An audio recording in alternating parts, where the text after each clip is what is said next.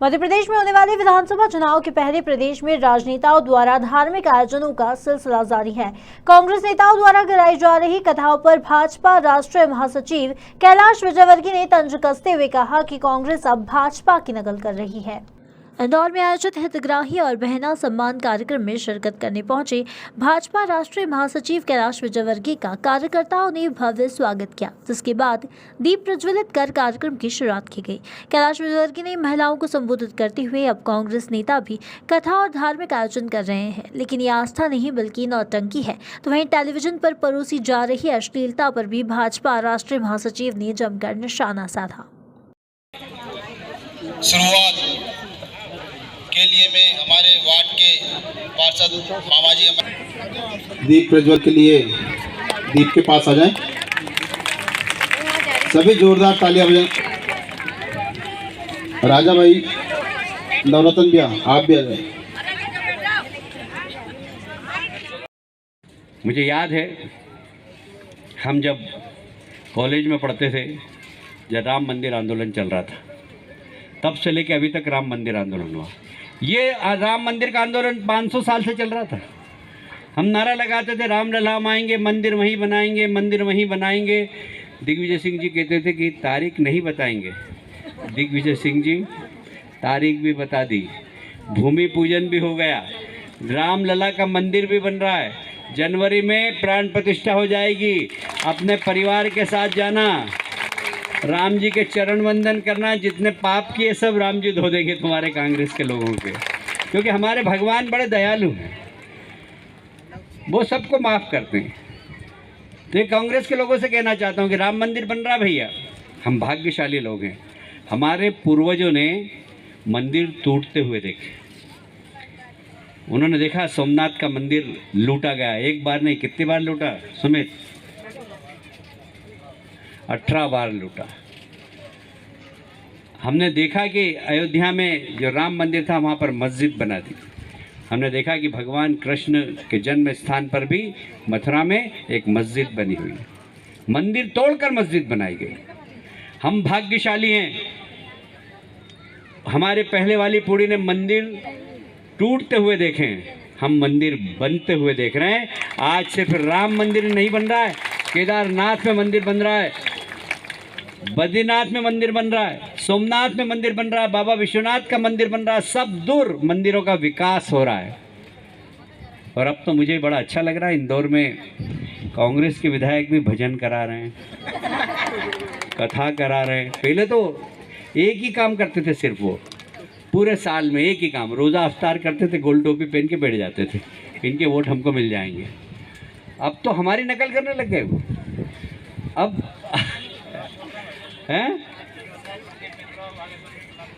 हाँ, अब ये लोग तो बोल सकते हैं, इनके बारे में कुछ नहीं कह सकते, इनकी कोई श्रद्धा नहीं है। श्रद्धा के कारण भजन संध्या नहीं करा रहे हैं, ये भंडारे करा रहे हैं, तो श्रद्धा के कारण नहीं करा रहे हैं। ये हमारी नकल कर रहे हैं कि भारतीय जनता पार्टी के लोग राम लला हम आएंगे, मंदिर बना रहे हैं, तो हम भी आजकल भजन संध्या कराएं, तो वो भी आजकल कराने लगे। इंदौर के 2-3 नेता, एक संजय शुक्ला जी हैं, एक सत्यनारायण पटेल, वो भी भजन संध्या करा रहे हैं। मेरे पास ही फ़ोन आया था कि आप आना, वो प्रदीप मिश्रा जी की कथा है। मैंने कहा तुम श्रद्धा के कारण कराते तो मैं ज़रूर आता, पर तुम नाटक कर रहे हो, नाटक में सम्मिलित नहीं होता। मैं जहाँ श्रद्धा होती है वहाँ ज़रूर जाता हूँ। श्रद्धा और भक्ति होना चाहिए, नकल से काम नहीं चलता है। हम बचपन से करते आ रहे हैं। मैं जब कि प्रधानमंत्री को 9 साल हुए, 9 वर्ष में कितने काम हुए आपको मालूम है? हमारे देश के प्रधानमंत्री क्या करते थे जब युवा थे? क्या करते थे? सबको मालूम है, आप लोग तो बहुत एक्सपर्ट हैं भाई। चाय बेचते थे, रेलवे स्टेशन पे चिल्लाते थे चाय लो चाय लो। घर जाते थे तो उनकी माँ लकड़ी के चूल्हे पे रोटी बनाती थी परिवार के लिए। और आप लोगों ने, कितने लोगों ने लकड़ी के चूल्हे पे ज़रा भोजन बनाया? वाह, बहुत सारी माताओं ने बनाया। लकड़ी के चूल्हे पे भोजन बनाते हैं तो धुआं निकलता है, धुआं निकलता है तो आँख में से आंसू आते हैं, आँख में से आंसू आते हैं। तो प्रधानमंत्री नरेंद्र मोदी जब किशोर अवस्था में थे, भोजन कर रहे थे, उन्होंने देखा कि मेरी माँ आँख पोंछ रही है अपने पल्लू से, तब उन्होंने संकल्प लिया होगा शायद कि मैं जब कुछ भी बन जाऊं इस देश के लिए, मैं कुछ भी ऐसी भगवान मुझे शक्ति देगा तो मेरी माँ तो नहीं, दुनिया की किसी भी माँ बहन की आंख में आंसू आने नहीं दूंगा। और इसीलिए इस देश का प्रधानमंत्री जब लाल किले की प्राचीर पर खड़ा होकर झंडा वंदन करता है तो उसको कुछ दिखाई देता है तो गांव की माँ, गांव की बहन दिखाई देती है, जो गैस का चूल्हा जलाती है, जो लकड़ी का चूल्हा जलाती है, उसको फ्री गैस का चूल्हा उज्ज्वल योजना के माध्यम से देने का काम हमारे देश के प्रधानमंत्री नरेंद्र मोदी ने किया। ज़्यादा प्यार करना, अपनी बहू 4 गलती हो सकती है उसको सुधारना। आपकी बेटी में भी गलती थी, आपने सिखाया। पराए घर की बेटी आपके घर में आई, उसमें नहीं है थोड़ा सा ज्ञान तो आप सिखाओ उसको, पर उसकी बुराई नहीं करना कभी। जब भी कोई आए तो कहना कि नहीं हमारी बहू बहुत अच्छी है साहब, खूब सेवा करती है हमारी। वो नहीं करती होगी तो करना चालू कर देगी सेवा। सच कह रहा हूँ मैं ना अपने परिवार के लोगों से परिवार की बात कर रहा हूँ, राजनीतिक भाषण नहीं दे रहा हूँ। आप परिवार के लोग हैं, इसलिए अपने घर में सुख हो, शांति हो, समृद्धि हो।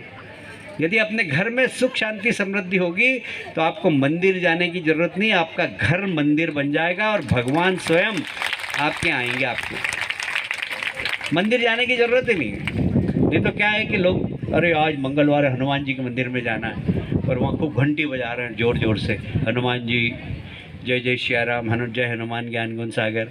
तो हनुमान जी भी कहते हैं बेटा तेरे घर में माता पिता उनकी सेवा करता नहीं और यहाँ घंटी बजाने आ गया।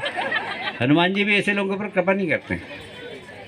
और इसलिए अपने घर के बुजुर्ग, दादा दादी, माता पिता, सास ससुर, इन सब की सेवा करना ये बहुत ज़रूरी है।